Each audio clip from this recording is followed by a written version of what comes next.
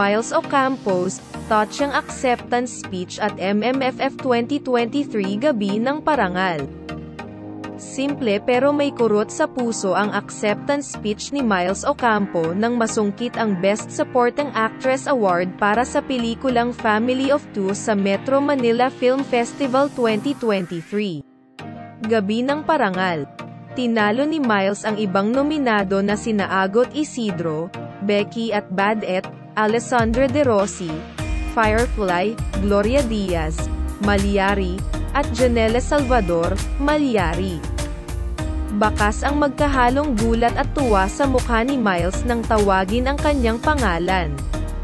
Noong una ay hindi pa kasi naisama si Miles sa VTR ng mga nominado para sa Best Supporting Actress. Kaya hindi rin na-anunsyo ng mga host ang kanyang pangalan sa mga nominado. Nang buksan ng presenter na si Kalad Karen ang envelope na naglalaman ng winner. Napahinto siya at hindi muna inanunsyo ang winner. Hinintay ni Kalad Karen na may habol ng mga host sina Giselle Sanchez at Izel Serrano ang pag-anunsyo na kasama si Miles sa mga nominado bilang Best Supporting Actress. Kaya nakadagdag pa ito sa sorpresa nang tawagin si Miles bilang nagwagi sa mga kategorya.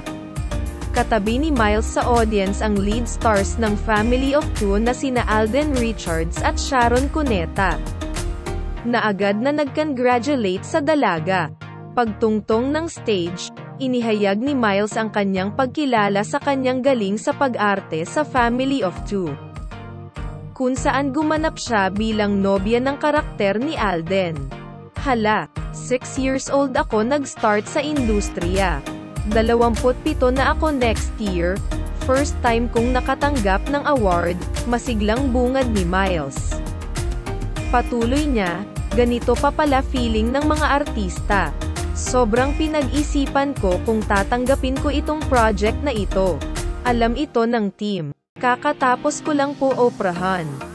Baka sabihin mukha akong nanay ni Alden. April 14 nang ihayag ni Miles sa kanyang Instagram na na-diagnose siya na may papillary thyroid carcinoma at sumailalim ng thyroidectomy surgery para alisin ang kanyang thyroid glands.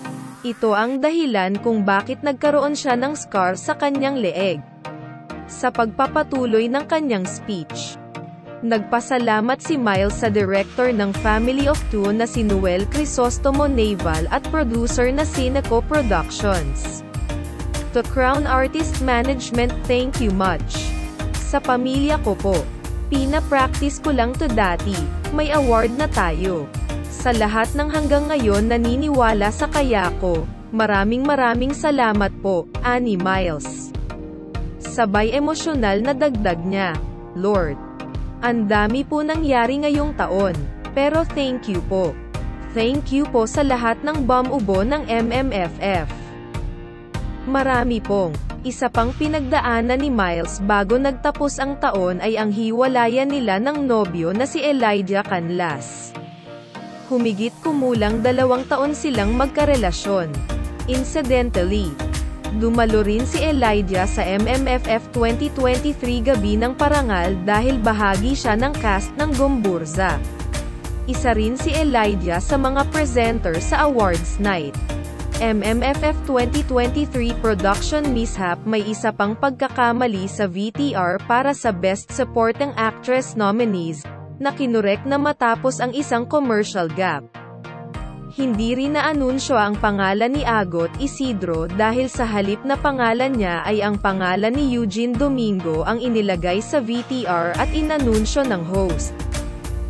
Humingi ng paumanhin ang mga hosts dahil sa erroneous VTR regarding the Best Supporting Actress nominees.